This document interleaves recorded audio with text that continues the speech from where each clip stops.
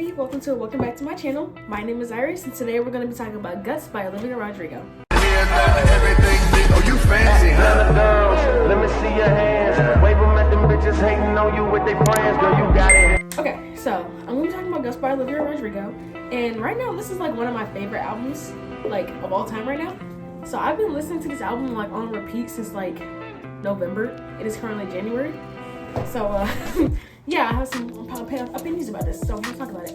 Also, like while I'm like recording this, I'm also listening to it on Spotify. I got my headphone in, so yeah. First, we're gonna start with All American B-Word. So I'm gonna read off my first note. So obviously she's talking about being American. Well, that's not like what the song's about.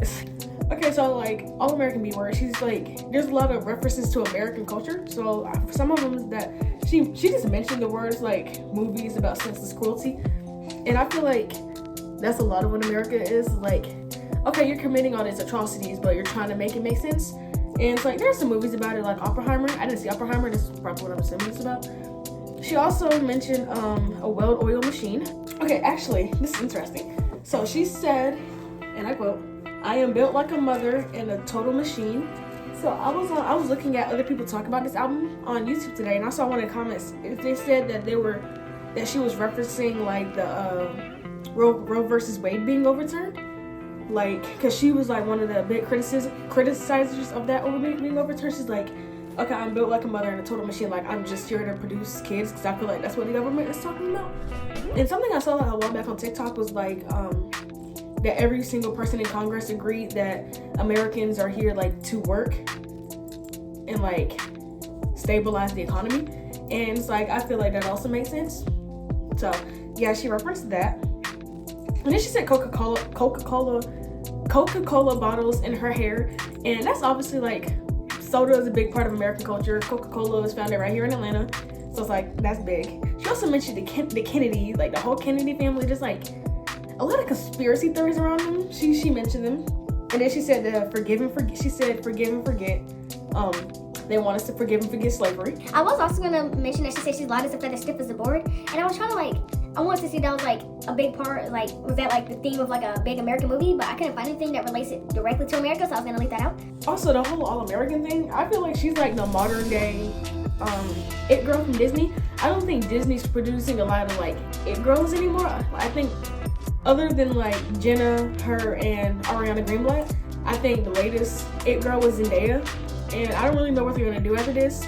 I feel like Navia Robinson, if she does like other big shows, she could be like another American big girl, another it girl from Disney, I feel like. Also, this was such a fun way to start off my album, and I feel like the first song in the album is usually the most important one, because that's how you get your people, that's how you get like your audience's attention. Like, she did that really well with Brutal, and I really think that this one stepped up Brutal. It's like, it's like Brutal from Guts, but it's like edgier, it's bigger, I feel like, and it shows like her maturity, like she's actually cussing in this album because she was 17 when she put out the other album. So I feel like that was really nice. Also, my favorite lyrics in this song are the screams at the end. She's like, I deal with it, like, and she started screaming. I think that's my favorite part of the song. Next is Bad Idea, right? And I feel like this brings up a lot of problems. I don't think this is like a generational thing. I think it's just like people in general, because it's like she knows that her ex is bad for her, but she knows. And she knows like even her friends disagree. I feel like if you have one friend that doesn't like this dude, then maybe like that friend just don't like him. If you have more than one friend that's like, this dude is not good for you, you need to listen to your friends. Everybody's not a hater. And I feel like this really shows like how your heart can like disagree with like all logic and stuff. That she knows it's bad. She's literally in the taxi thinking this is a bad idea, right? But she still went through with it. And I feel like that's like relatable, you know? So my favorite part of this song was actually at the end with the sirens, when she was like, I'm pulling lyrics. So his approach is like, yes, I know that he's my ex, sirens. Can't two people reconnect? More sirens? I think that's my favorite part of it, because it's like, that's like red flags going off in your head. It's a bad idea, but she still like follows through with it. And I feel like that's sort of relatable, like doing something that you know you shouldn't be doing, but you're gonna do it anyway. Next is Vampire. And I remember when the song came out on TikTok, and I remember like I only saw it. I didn't really see people like relating to it. I just saw people like dancing and doing like turns to it, like dance turns. But once I actually listened to it, I was like, whoa. So about this song, I said that she dated a guy that drained her emotionally, manipulated her, used her body, and he just didn't care about her. And this guy specifically chose her because she was younger, because she said that girls your age know better. She was like, why did you go for me but not for them? Then she's like, girls your age know better. So it's like she's like aware like how he hurt her, why he hurt her, or like why he chose her specifically to hurt. And it's like, he just didn't love you. And I said that I've seen like people on TikTok was like, it was like she has a lot of Taylor Swift references, she stole Taylor's beat or whatever. But I think one thing that was like, that could even be seen as like a Taylor reference was like when he said, was like the theme of he didn't love her or anyone for that matter. Because that was like a Taylor song, I can't remember if it was Trouble or Never Getting Back Together. It's like, you never loved me or her, anyone, anything, yeah. And I feel like this is also something like a lot of teenage girls do. They like ignore red flags just because you think you love somebody. Not even just that, just like going against everybody else. She literally said that everybody said that this guy was a bad person and she still went for him. Well, he still went for her and she didn't like turn him away and just be like, I can't do this. And I think that's like, yeah, that's pretty sad. And I like how she also like acknowledged, yeah, this relationship wasn't perfect, but I also did stuff too, just like you. But like, you clearly did worse things. Like, I think that's relatable. Also, I really love the reference of vampire, because I remember like she did a Tiny Desk episode and she was like, this song took a long time to write because we wanted to make sure we conveyed everything correctly. And I think calling him a bloodsucker was like, yeah, that dude really, he sounds like he drained you, obviously. Wrote this whole album about him, whoever it is, you know? And saying that like he didn't really love her or anyone, that's the Taylor Swift reference. She was like, she said you can't love anyone because that would mean you had a heart. And I feel like that's like the only Taylor Swift reference I sort of understood. Then again, I'm not a Swiftie. I know like 5 Taylor Swift songs, if that. But yeah. So my favorite part of this song is the part where she said, I tried to help you out, now I know that I can't, because how you fix that kind of thing I'll never understand. That's her saying like, I really did try with you, but I just can't fix this. There's no way to fix this, I feel like. So next is Lacey. Lacey is one of those songs where I didn't really like. It's not like I didn't like it just wasn't my favorite. It's not on my playlist. I don't listen to this song like willingly, like let me go put on Lacey or anything like I do like some of the other songs. So I went on YouTube and I looked at some YouTube comments trying to get some like, trying to context and try to understand what the song's about, because I didn't really listen to it like that. But from what I've seen, the theme of this song is comparison and hate for another woman, but also like stopping yourself from hating her, because it's like, you're everything I want to be, so I can't hate you, because that means I'd hate like a part of myself, because that's who I want to be. And it's like, she's really jealous about this girl, but she still compliments her, saying like, you have the one thing, you got the one thing that I want. And she knows that she's being irrational, but she can't stop herself from comparing herself. So something that YouTube also pointed out to me was like, it's saying that she actually likes the girl, and that's why she's like, she has such a burning passion for her and can't bring herself to actually sit here and insult her. Because if you listen to the words, like, she's literally complimenting the girl the whole time. It's like, that's who I want to be. So I can see her liking the girl, I honestly. So my favorite lyric from the song is try to rationalize, but people are people, but it's like you're made of angel dust. I don't really know why that song sticks out to me. That lyric sticks out to me. It's just like, I don't really know why that always like stood out to me. It's like, this girl cannot bring herself to hate this girl no matter like what happened, you know? Next is Ballad of a Homeschool Girl. So this is actually one of my favorite songs of the album. It's like really relatable, because it's literally like she was homeschooled for a long time. So like she goes out and interacts with people that weren't. So she's like missing out on a bunch of social cues. She's awkward. And she talked to his guy not knowing that he was gay. I think it's really funny because sometimes I can be awkward and I wasn't homeschooled. I do miss social cues sometimes, but I've never flirted with a guy thinking not knowing he was gay. I don't think I've ever done that. This has one of my favorite choruses of the entire song, where she's like, I broke a glass, tripped and fell, told secrets I shouldn't tell. And as a chronic oversharer, like if a silence is like, if I'm in a group and it's like silent and no one's talking, it's sort of awkward, I'm trying to like say something random, probably oversharing or something. I feel like that's so, this whole song is just like so relatable if you're like awkward and stuff in like large groups and settings. My favorite part of the song is thought your mom was your wife, called you the wrong name twice, can't think of a third line, la la la la la. I think that is so funny. I've never done that before, but I think it's like really funny. It's like, you thought that for real? It's so relatable, because I also do like random weird stuff. I've never done something to this level, but yeah. Next is Making the Bed. So I actually have some notes about this song. So she it's about her like she's made a lot of bad decisions, so she has to deal with the consequences. Like, she made her bed, now she has to lay in it. Like, she put herself in adult situations, like going out and drinking and stuff. Like, she put herself in adult situations, like she went out drinking with her friends, she's like having fun and stuff. But like, that's not who she wants to be. So now it's like at the point where it's like she can't turn down going out drinking with her friends and stuff, because then it's gonna be like, what you did the last time, you know? And she's like, she's pushing people away and stuff. She's like, she's not doing the right thing for herself. I feel like she put everybody so far ahead of herself. So it's like, it's gonna feel wrong to not do exactly what other people want of her, I feel like. And also, it's also like she's scared of growing up in life, and she's scared about her future, and she's not really happy about like the position she's in life right now. My favorite lyric of this song is, I got the thing I wanted, it's just not what I imagined. So this song, I think I have the most notes for. It's logical. So I saw in the YouTube comments saying that she wrote this song for a friend that was in an abusive relationship, and she was like trying to help her see like everything that she went through. So I don't know if that's true because I saw it in a YouTube comment, but if that's true, that's like really sweet of her, and I really hope her friend is doing well. So this song is like an abuse survivor reflecting on the toxic relationship. So it's like she thought she was normal, but she thought like really if she tried hard enough that she could change this abusive guy, like stop him being so abusive and like just love her. So she's like realizing why she's realizing that she realized everything this guy said. And like the guy would like throw stuff at her face. Like he would be like, I don't even have to be with you, I can be with somebody else, I can have anybody I want.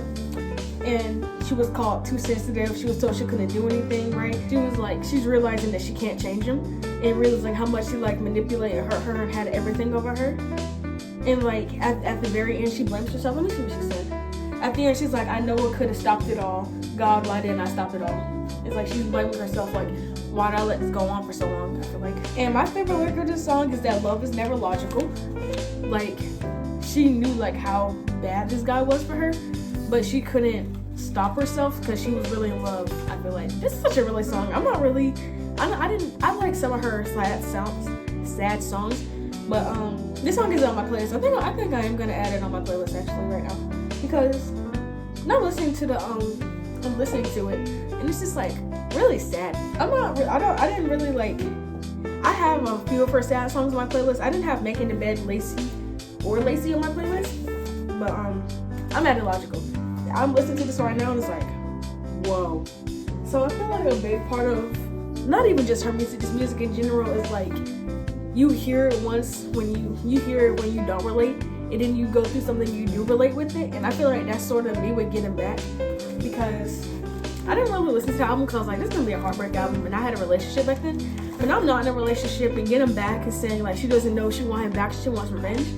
And I put this at half and half relatability, because I did want revenge at first, but I don't want revenge anymore, and I never wanted him back, I feel like. So I feel like that's sort of where lose relatability. And it's like she does love this dude, like she's still thinking about him obviously, but she hates him at the same time for like everything he put her through. It's like, and I said this is the duality of a relationship, because like you want him back, but if you take him back, you're gonna take back every hurt feeling, every argument, everything wrong with the relationship. It's like, do you really want to put yourself through that again, or would you rather move on and show him that you're better without him? I feel like that's really the duality. I said this earlier in the video, like even if your friends don't like him, she was like, she wrote him all these letters, but like she's thinking about giving it to him. It's like, what will my friends say? And I feel like if you can't tell your friends everything that's going on in your relationship, like not like the private stuff, but like everything that's wrong with the relationship, should you be in this relationship if you wouldn't tell anybody else? I feel like. And I think my favorite lyric of this entire song is meet his mom and tell her that her son sucks. And I think that's so funny. And I feel like the relatability is also like at the end, she's like, I wanna make him lunch, and I wanna break his heart but fix it, and I wanna kiss his face. That's sort of where lose relatability for me. But the whole key is car and all that stuff, I think that's like, well, if her shit is bad, I don't think that's good legally, but yeah, the end is sort of where it loses a lot of the end is where it loses relatability, I feel like. Okay, so next is Love is Embarrassing, and this is my favorite song in the entire album. It's such a fun song, and she said she wrote this because she was like sitting in her living room thinking about every embarrassing thing she did for this guy, and I was like, and I listened to these lyrics, and it's just like, you could have word board some of this information out of me. Like, why would your ex be crying about his ex, and you're trying to comfort him? I feel like that's something that like you'd have the Batman himself cannot get that information out of me. And she put it out here. I think there's this YouTuber, this TikToker, her name is Brenna, and like her whole thing's like helping you pass a relationship, and it's like you were the best part of that relationship. And I feel like that's sort of what she's doing in this song. She's like, she called him a second string loser who's not worth mentioning, and I feel like he sounds like after everything you've been through. And also, this also showed like how a lot of guys really don't care about you or your feelings, like how he's crying over his ex, kissing girls and stuff. And it's like, I feel like he knew like he could get away with doing all that stuff to Olivia, because like she just admitted like she sat in bed just wanting him to text her back, and it's like I feel like he knew that he was like punishing her, I feel like. So my favorite part of the song is at the end when she was like planning out my wedding with some guy I'll never marry. Just the way she says that, it's like yes, like the way she said that, it has like cracking. That's my favorite part of the entire song. Next is The Grudge. So this song is literally about being hurt by a guy and it's like she's accepting that he doesn't care about her or her feelings or anything he put her through. And she just wants him to know like what he did to hurt her. And she's acknowledging that she messed up. She's like, yeah, we both drew blood, but the cuts were never equal. So it was like she gave him a paper cut and he stabbed her. That's literally what I feel like that's literally what she's saying. That's literally what that means. And like he went out of his way. Like at the end, she was like, "You build me up just to watch me fall." And he has everything, but he still wants more from her. I feel like.